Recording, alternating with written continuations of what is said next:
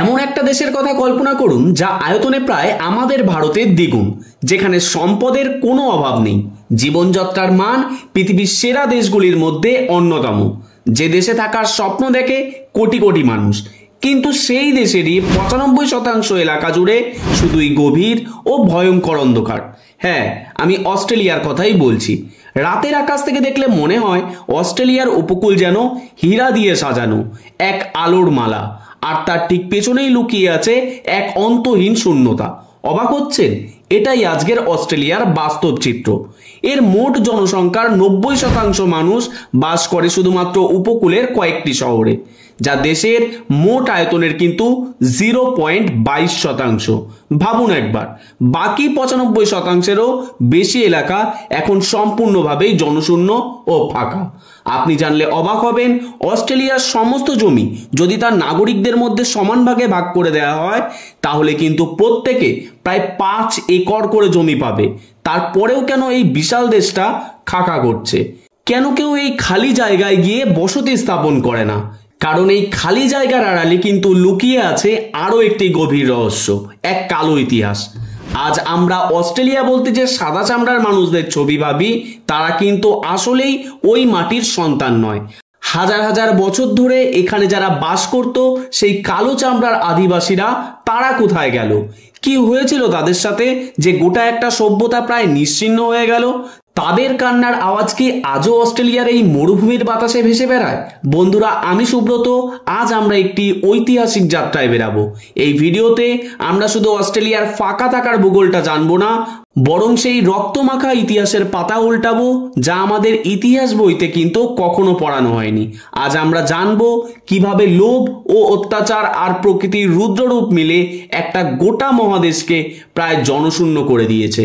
তাই তৈরি থাকুন, কারণ এই গল্প শোনার পর অস্ট্রেলিয়ার দিকে আপনার দেখার দৃষ্টিভঙ্গি চিরদিনের জন্য কিন্তু বদলে যেতে পারে।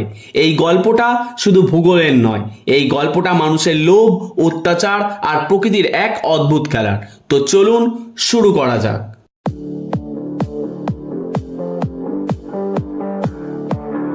চ্যাপ্টার 1, প্রাচীন ভূমি এবং স্বপ্নের সময়।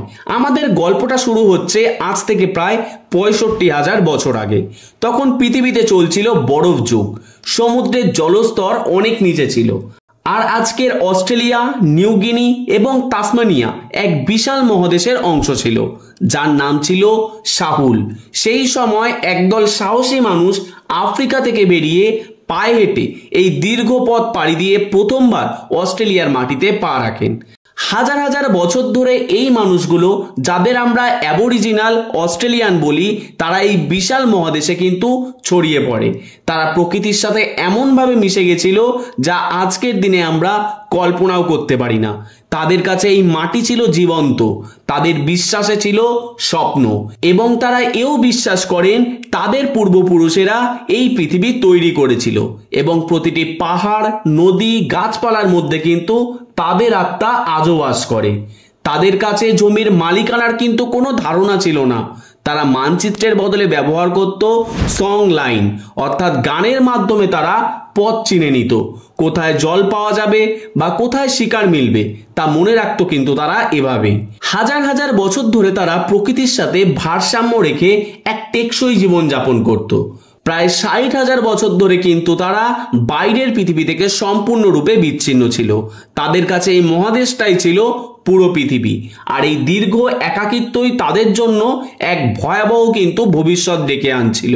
কারণ তারা জানতো না যে সমুদ্রের ওপারে একদল মানুষ অপেক্ষা করছে, যাদের কাছে কিন্তু জমির অর্থ স্বপ্ন নয়, তাদের কাছে জমির অর্থ ছিল সম্পত্তি। চ্যাপ্টার 2, সাদা মানুষের আগমন এবং এক নির্মম ঘোষণা। 1606 সালে ডাচ অভিযাত্রীরা প্রথম অস্ট্রেলিয়ার অস্তিত্বের কথা জানতে পারে, কিন্তু তারা এই শুকনো মাটির বিশেষ কোনো মূল্য বোঝেনি। আসল পরিবর্তন আসে কিন্তু 1770 সালে, যখন ব্রিটিশ অভিযাত্রী ক্যাপ্টেন জেমস কুক অস্ট্রেলিয়ার পূর্ব উপকূলে এসে পৌঁছান। ব্রিটিশরা তখন সবেমাত্র আমেরিকার উপনিবেশ হারিয়েছে, এবং তাদের কয়েদিদের রাখার জন্য একটি নতুন জায়গার কিন্তু খোঁজ চলছিল। অস্ট্রেলিয়া ছিল তাদের জন্য কিন্তু সোনায় সোহাগা সুযোগ, কিন্তু এখানে তো আগে থেকেই মানুষ বাস করে। ব্রিটিশরা এই সমস্যার এক নিষ্ঠুর এবং চতুর সমাধান খুঁজে বার করলো। তারা ঘোষণা করলো এই জমি হলো টেরা নুলিয়াস। এটি একটি ল্যাটিন শব্দ যার অর্থ কারো জমি নয়। তাদের যুক্তি ছিল, যেহেতু আদিবাসীরা জমির উপর বেড়া দেয় না, স্থায়ী ঘরবাড়ি ও শহর তৈরি করে না, তাই এই জমির উপর তাদের আইনত কোনো অধিকার নেই। ভাবুন একবার, যে মানুষগুলো হাজার হাজার বছর ধরে এই মাটিকে ভালোবেসে পুজো করে এসেছে, তাদেরকেই রাতারাতি বহিরাগত এবং যাযাবর বলে ঘোষণা করা হলো। এই টেরা নুলিয়াস এর অজুহাতে ব্রিটিশরা পুরো অস্ট্রেলিয়াকে নিজেদের সম্পত্তি বলে দাবি করলো। আর এই ঘোষণার সাথে সাথেই শুরু হলো অস্ট্রেলিয়ার ইতিহাসের সব থেকে কালো অধ্যায়। চ্যাপ্টার 3, রক্ত, রোগ এবং কান্নায় মিশ্রিত এক গণহত্যার ইতিহাস। সালটা ছিল 1788। ফার্স্ট ফ্লিট নামে 11টি জাহাজে করে 750 জন ব্রিটিশ কয়েদিকে কিন্তু অস্ট্রেলিয়ায় পাঠানো হলো। এরা ছিল চোর, ডাকাত, খুনি এবং ধর্ষক। এই অপরাধীদের দিয়েই সিডনিতে অস্ট্রেলিয়ার প্রথম ব্রিটিশ উপনিবেশ বা পেনাল কলোনি কিন্তু তৈরি করা হলো। ধীরে ধীরে ব্রিটিশরা ভিতরের দিকে এগোতে থাকে এবং আদিবাসীদের তাদের জমি থেকে উচ্ছেদ করতে শুরু করে। শুরু হলো এক অসম যুদ্ধ, যা ইতিহাসে ফ্রন্টিয়ার ওয়ার্স নামে পরিচিত। একদিকে আধুনিক বন্দুক, কামান, আর অন্যদিকে আদিবাসীদের হাতে কেবল পাথরের অস্ত্র আর বর্ষা। ব্রিটিশরা আদিবাসীদের মানুষ বলেই মনে করত না। তাদের নির্বিচারে হত্যা করা হতো, তাদের গ্রামকে জ্বালিয়ে দেওয়া হতো। কিন্তু বন্দুকের গুলির চেয়েও কিন্তু ভয়ঙ্কর ছিল ব্রিটিশদের সাথে আসা রোগ, যা কিন্তু সম্পূর্ণরূপে এই তথাকথিত অস্ট্রেলিয়ানদের ধ্বংসের এক অপূর্ব কারণ ছিল। কারণ তারা ছিল সম্পূর্ণ অন্য জগতের। তারা বিভিন্ন ক্রিটিক্যাল রোগ নিয়ে ওষুধের সাহায্য নিয়ে খুব ভালোভাবে জীবন কাটাতে পারত। কিন্তু তৎকালীন অস্ট্রেলিয়ানরা ছিল সম্পূর্ণরূপে ভিন্ন। তারা ওষুধ কি জিনিস সেটাই জানতো না। তাই গুটি বসন্ত, হাম, ইনফ্লুয়েঞ্জা এই রোগগুলি আদিবাসীদের মধ্যে মহামারীর মতো ছড়িয়ে পড়ল। হাজার হাজার বছর ধরে বিচ্ছিন্ন থাকায় তাদের শরীরে কিন্তু এই রোগগুলোর বিরুদ্ধে কোনো ধরনের ইমিউনিটি তৈরি হয়নি। ফলে গ্রামের পর গ্রাম কিন্তু মানুষ মারা যেতে লাগলো। এখানেই কিন্তু অত্যাচার শেষ হয়নি। 1910 থেকে 1970 সাল পর্যন্ত ব্রিটিশ সরকার এক ভয়ঙ্কর নীতি গ্রহণ করে, যা স্টোলেন জেনারেশন নামে কুখ্যাত।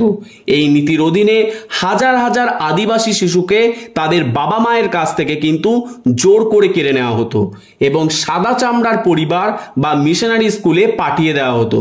উদ্দেশ্য ছিল তাদের ব্রেন ওয়াশ বা মগজ ধোলাই করে তাদের নিজস্ব সংস্কৃতি ভুলিয়ে দেওয়া এবং তাদের সভ্য ব্রিটিশ হিসাবে বড় করা। এই গণহত্যা, রোগ এবং সাংস্কৃতিক আগ্রাসনের ফলে মাত্র 100 বছরের মধ্যে অস্ট্রেলিয়ার অধিবাসীদের জনসংখ্যা 100 জনের মধ্যে থেকে কিন্তু 90% কমে যায়। একটা গোটা সভ্যতাকে কিন্তু প্রায় নিশ্চিহ্ন করে দেওয়া হয়েছিল তাদের নিজেদেরই মাটিতে। চ্যাপ্টার 4, প্রকৃতির রুদ্ররূপ এবং কেন এই দেশ বসবাসের অযোগ্য। আদিবাসীদের জনসংখ্যা তো প্রায় শেষই হয়ে গেছিল, কিন্তু তারপরেও তো ব্রিটিশ এবং অন্যান্য ইউরোপীয়রা এখানে এসেছিল। তাহলে দেশটা আজও খালি কেন? এর উত্তর লুকিয়ে আছে অস্ট্রেলিয়ার রুক্ষ এবং অদ্ভুত ভূগোলে। অস্ট্রেলিয়ার প্রায় কিন্তু 2/3 এলাকাই হলো বিশাল মরুভূমি, যা আউটব্যাক নামেও কিন্তু পরিচিত। এখানে বছরে বৃষ্টিপাত হয় না বললেই চলে, আর গরমকালে তাপমাত্রা কিন্তু অসহনীয় হয়ে ওঠে। মধ্যভাগের নিচু এলাকায় জল থাকলেও তা কিন্তু অত্যন্তই নোনতা, যা পান করা বা চাষের দুটোরই কিন্তু অযোগ্য। অস্ট্রেলিয়ার পূর্ব দিকে রয়েছে এক বিশাল পর্বতমালা, গ্রেট ডিভাইডিং রেঞ্জ। প্রশান্ত মহাসাগর থেকে আসা জলীয় বাষ্পপূর্ণ বাতাস এই পর্বতে ধাক্কা খেয়ে উপকূলবর্তী এলাকাতে কিন্তু প্রচুর বৃষ্টিপাত ঘটায়। এ কারণেই অস্ট্রেলিয়ার সিডনি, মেলবোর্ন ও ব্রিসবেনের মতো শহরগুলো পূর্ব উপকূলেই কিন্তু গড়ে উঠেছে। কিন্তু পাহাড়ের উল্টো দিকে বাতাস পৌঁছানোর আগেই তা জলীয় বাষ্প হয়ে শেষ হয়ে যায়। ফলে দেশের ভিতরের বিশাল অংশ কিন্তু সম্পূর্ণরূপে শুকনো ও মরুভূমি প্রবণ থেকে যায়। এছাড়াও অস্ট্রেলিয়ার উত্তরে প্রতি বছর কিন্তু ভয়ঙ্কর সাইক্লোনের আঘাত আসে। এবং শুকনো আবহাওয়ার কারণে দেশের বিশাল অংশ জুড়ে প্রায় দাবানল ও বুশ ফায়ার কিন্তু লেগেই থাকে।